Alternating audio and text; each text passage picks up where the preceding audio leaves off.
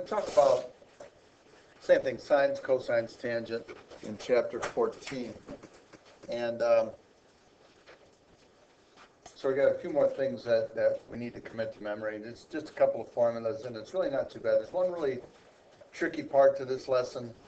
We'll get to that in just a second. In order to find the area of a triangle, we know that it's base times height divided by 2, 1/2 the base times the height.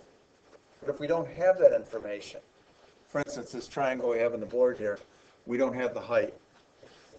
I suppose I could turn it around, you know, and I could get a base, but I don't have the height. All right, so we have to use other methods, and we can use trig to find the area of triangles. Okay, so then the formula is up on the board. Did you notice this thing is blinking? Yeah. I wonder why. Oh well. All right. So, yes, question. Your question? Okay. Depending on what information they give you. By the way, just as a reminder, the angles are marked with capital letters, and sides are marked with lowercase letters. And the sides, the lowercase letters are opposite the angle. So,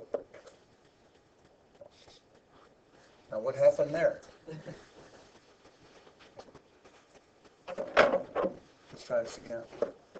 Okay, so angle B is here, and we have side B opposite the angle. All right.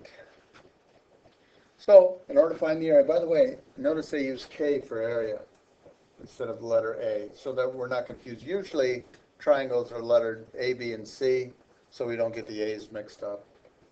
So they use K. Yes? So it's not a right triangle, right? It's not a right triangle. Okay, it's not a right triangle.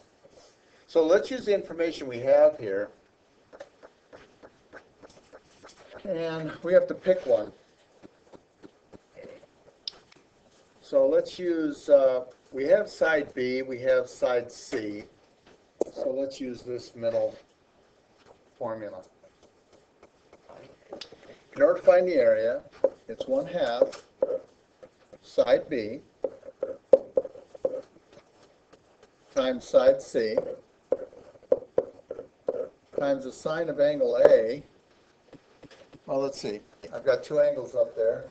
It is 80 degrees, 28 degrees. That's 108. Then this must be 72 degrees, right? Angle A must be 72 degrees.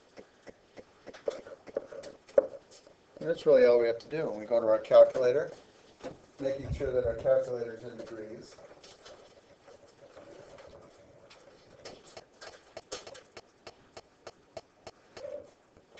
All right, we plug in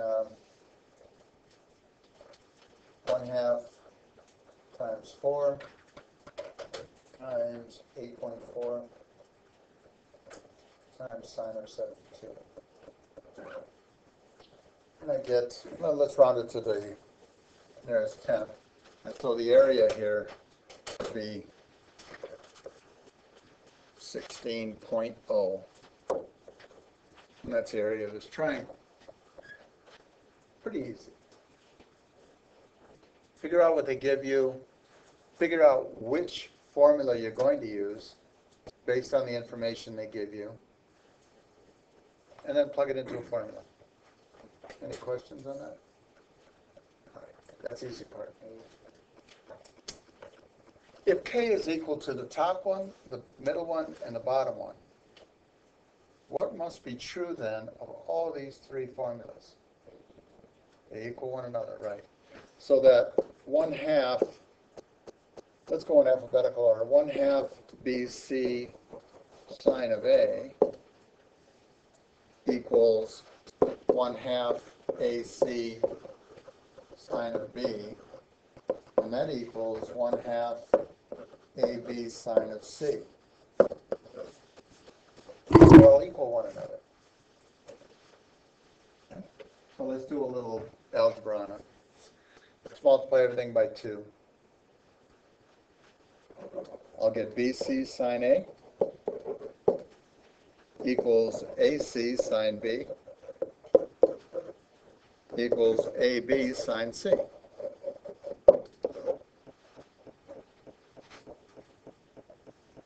Let's play around with it a little bit further. Divide each one of these by ABC. We're dividing each one of these by ABC. Okay. Here the BC's will cancel. And I have the sine of A over side A is equal to, here the AC's will cancel, and I have sine B over side B. And then the third one, the AB's will cancel, and that equals sine of C over side C.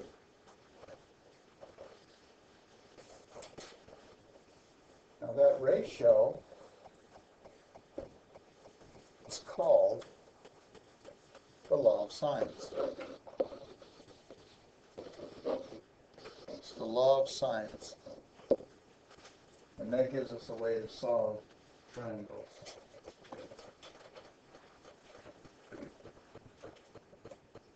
Okay, so far? Law of sines. Let's see how that law of sines will help us solve triangles. I took the formula for area, and we kind of did some algebraic manipulations to figure out another formula that gives us something called the law of sines. Given this triangle, if I tell you to classify that triangle, what would you tell me? Do you know? Yeah, it's triangle DEF, and that's maybe a definition, but what do you think? All right. In terms of angles and sides, what we have here is we have angle, side, angle. Okay? And if the directions tell you, for instance, to solve that triangle, all right, well, let's solve that triangle. First of all, we have some given things here. We have an angle, a side, and an angle. And so angle F, I have 89 and 39, that's 90 to 128. And that will give me 52. I really need that information. Okay? And now, just as a reminder here, sine of angle over its corresponding side is equal to the sine of B over side B, which is equal to the sine of C over side C. And we're going to use the law of sines to figure out what the other two sides of that triangle are. So I can go sine of F we just found is 52 degrees, over side F, which is 6.7, is equal to, what do we want to find? Do we want to find D or E? It doesn't really matter. D. So that sine of angle D, which is 89 degrees, over side D. And I have a proportion. And how do we solve proportions? Cross multiply. So let's do that. 6.7 sine of 89 is equal to D times sine of 52.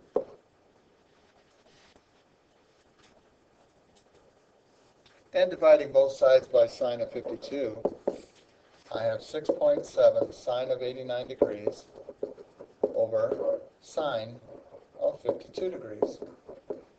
Be careful when you put that in your calculator. You're going to have to add, at least on these calculators, an 82 doesn't bring up parentheses, so I think you're okay if you have an 86 calculator. Okay. But in your calculator, you want to just hit 6.7 times sine of 89, and then close that parenthesis. and then divided by sine of 52. And you get 8.5. So we have side D,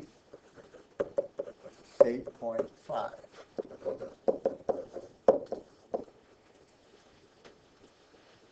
And now we have to find side E. And we can do we can do law of sines again to find that side. You want me to do that for you, or do you think you got it? Yes or no?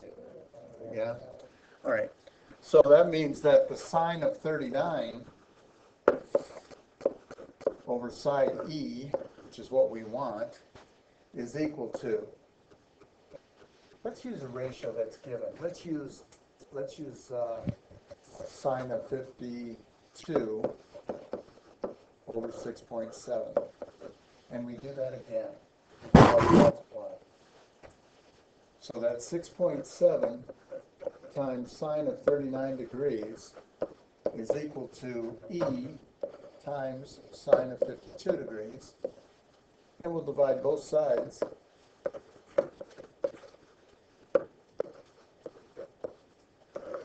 by sine of 52. Go to your calculator.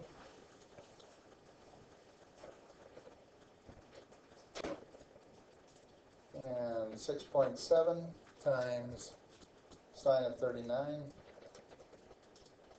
close your parenthesis, divided by sine of 52. And we get 5.4. And so side E is approximately 5.4. I've solved the triangle. I'm given two angles and a side. I found the third angle, and then I found the other two sides. Law of sines. We okay with that? There's only one little snag. Let's do another example. Law of sines. These are two separate problems up here on this screen. Right. We have triangle JKL.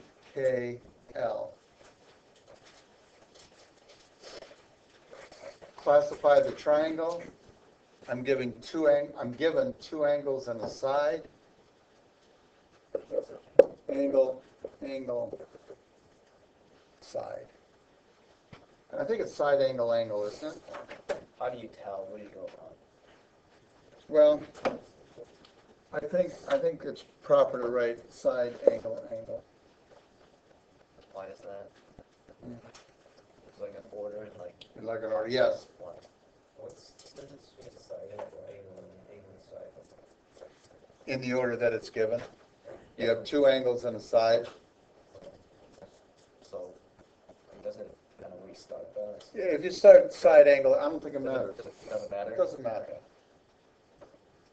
Okay? All right. I can use law of sines. Sine of 33 degrees over 500 is equal to sine of 44 over side L.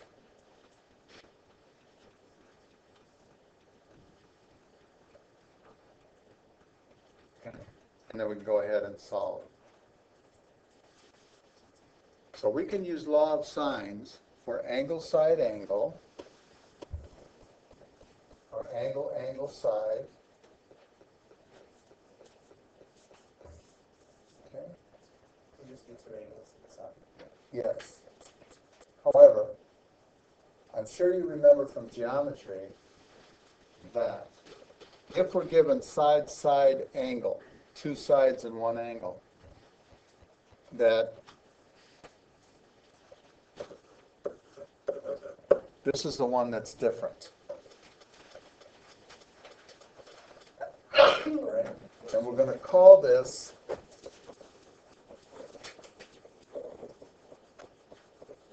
the ambiguous case. because we're not quite sure if we can get one triangle out of this, or maybe no triangles. Maybe we can get two. Let's see how that might work. Let's use our law of sines. Given the information, the sine of 120 over 2 is equal to the sine of angle C over side C, which is 8. Now we're looking to find an angle, aren't we? Multiply both sides by 8. I get 8 times sine of 120 over 2 equals sine of C. Did you guys put this in your calculator for me? 8, of course, calculator's in degrees. 8 times sine of 120 divided by 2. Or 4 times sine 20, if you reduce the 8 and the 2. What do you get? 3.46. 3.46. 4. Is that rounded? Yeah. All right. There's no need to round, but I think we can stop here because how do we find that angle? Inverse sine. Inverse sine of that number, what do you get? Error domain. If you recall, a sine curve, you recall what that sine curve looks like? And the range is between -1 and 1. So the sine of an angle has to be between -1 and 1. It cannot be over 1. So in this particular problem,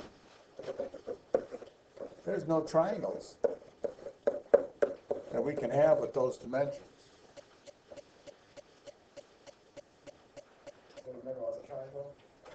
Pardon?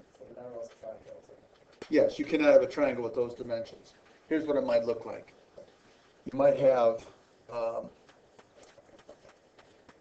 this as being 8.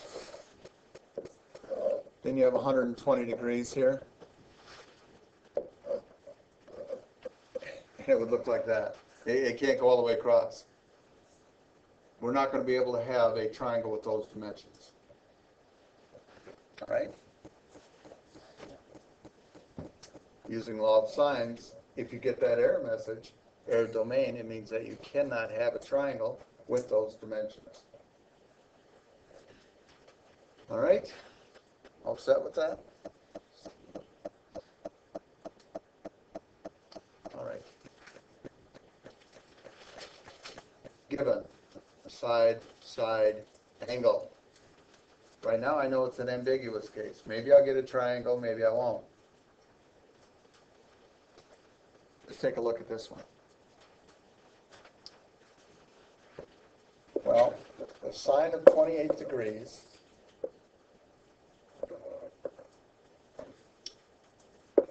over 6 is equal to the sine of angle C over 10.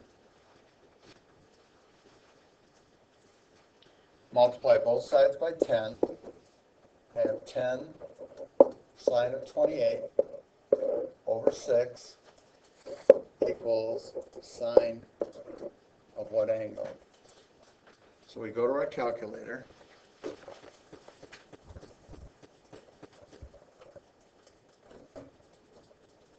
Ten sine 28 divided by 6 gives you a decimal 0.782452646. Now, if I want to find what angle that is, I'm just going to hit second sine of that number. And rather than plugging in that entire number, I'm just going to hit second negative. And that gives me the sine of the answer, 51.5 degrees. So this is 51.5 degrees for angle C. we'll pause here. All right, so we'll pick up where we left off here. And by using the law of sines here, we found that angle C was 51.5 degrees. So let's just write down what we have here. I've got angle A as being 28 degrees given. So that's not going to change. And then we have angle B. And angle C we just found to be 51.5 degrees. And that's what we found. So really, if I put in my calculator, if I hit the sign of 51.5, I get that decimal, right? It's a little bit different than the one above it because I've rounded it to 51.5, so it's decimal points different. Okay, so the sign of 51.5 degrees is 0.7826081569. So no problem. Then I could find angle B. Add these two up and I get 79.5. So angle B then would be 100.5 degrees. However, take a look on a coordinate system. And here is 51.5 degrees, right? And the sign of 51.5 is that decimal I was talking about. But what about in the second quadrant, where the reference angle is 51.5? What is that angle right there?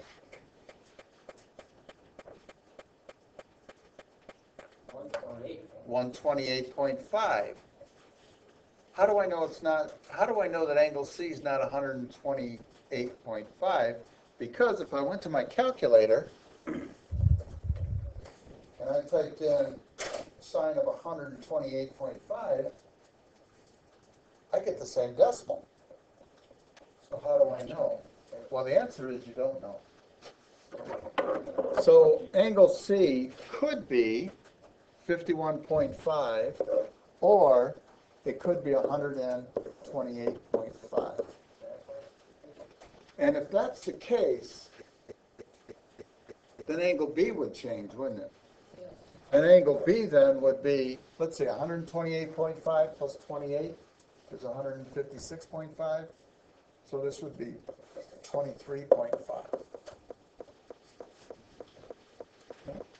So I would have angles A, B, and C with the three black degrees up here, 28 degrees, 100.5, and 51.5. Or we could have a triangle with 28 degrees, 23.5 degrees, 128.5 degrees, okay? So, let's look at the sides real quick. We have side C that's given as 10. That's not going to change. We have side A that's given. That's not going to change. Side B, we would have to use one. So we can use sine of, well, let's see, sine of 100.5 over B is equal to sine of 28 over 6. Okay, using the law of sines, that would tell us what side B is. And using the 23.5, I could hit the sine of 23.5 if angle B is 23.5 degrees over side B is equal to the sine of 28 over 6. And I will get two different side lengths for angle B. Okay. Now this is an example that's in the book, and they drew a picture. You can see the picture of those two triangles of what they could be, and that would be on page 890. And so if you want to get a picture of what those two triangles would look like. So to recap, given, this is the only time you have to check, given side-side angle. It's the only time you have to check to see if you have more than one triangle or no triangles. Okay. And that's called the ambiguous case. Side-side angle. Okay. So your homework for today will be on page 891 and 892. Problems 10 through 48 evens, and 52 through 55